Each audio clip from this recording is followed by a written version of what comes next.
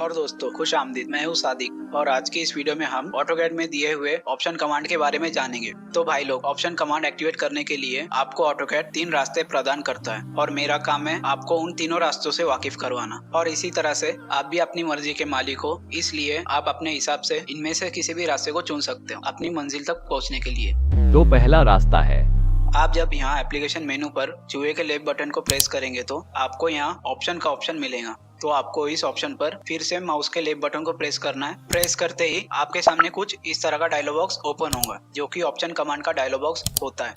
तो ये था पहला रास्ता। अब दूसरा है, To go to another path, you have to press the left button of mouse here in the workspace of AutoCAD. Then next, ठीक बिल्कुल नीचे आपको ऑप्शन का ऑप्शन मिलेगा, जिस पर फिर से आपको चूहे के लेफ्ट बटन को प्रेस करना है। लेकिन प्यार से। प्रेस करते ही आपके सामने कुछ उसी तरह का डायलॉग बॉक्स ओपन होगा जैसा पहले रास्ते पर जाने से हुआ था। तो ये था दूसरा रास्ता और अब तीसरा रास्ता। ऑप्शनचा डायलॉग बॉक्स ओपन करण्यासाठी ऑप्शनची शॉर्टकट की है OP। तो आप जैसे ही OP टाइप करने के बाद इंटर या स्पेस बटन को प्रेस करेंगे तो आपकी आंखों को ऑप्शन डायलॉग बॉक्स के दीदार होंगे। तो इस तरह से आप शॉर्टकट की के जरिए भी ऑप्शन के डायलॉग बॉक्स को ओपन कर सकते हो। तो ये थे तीनों रास्ते। लेकिन अब हमें ऑप्शन डायलॉग बॉक्स में क्या ऑप्शन होते हैं ये बताओ। तो दोस्तों, ऑप्शन कमांड इस पार्ट 1 में हम डिस्प्ले के बारे में जानेंगे। तो डिस्प्ले में आपको यहाँ पहला डिपार्टमेंट विंडो एलिमेंट्स का मिलता है, जिसमें ये सभी विकल्प आपको यहाँ मिलेंगे। और इसमें पहला ऑप्शन है colour theme.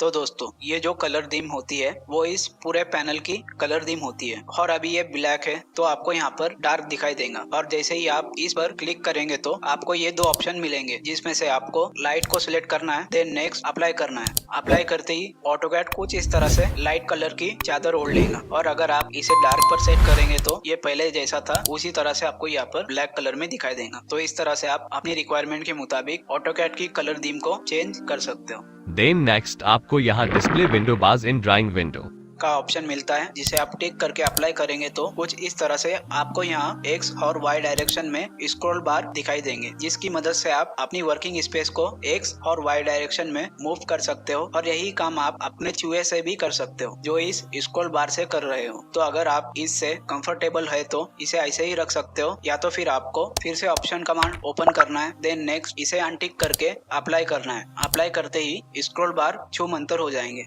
Then next option है use large button for tool bars.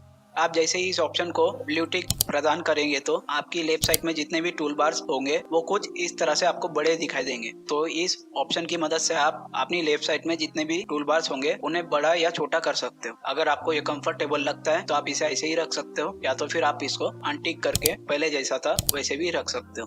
Then next है resize ribbon icons to standard sizes. ये ऑप्शन भी वही काम करता है जो अभी हमने कुछ लम्हों पहले किया था। देन नेक्स्ट ऑप्शन है शो टूल टिप्स।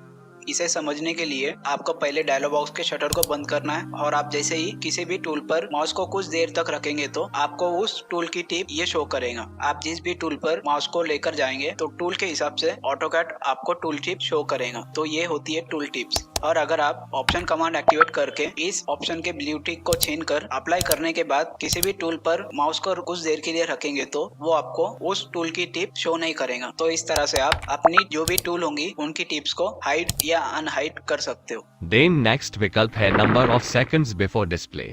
आप यहाँ पर जितने भी सेकंड सेट करेंगे उसके ही अकॉर्डिंग आपको टूल टिप शो करेगा। कौन? ऑटोकैड। देन नेक्स्ट ऑप्शन है शो शॉर्टकट कीज इन टूल बार्स और शो एक्सटेंडेड टूल टिप्स।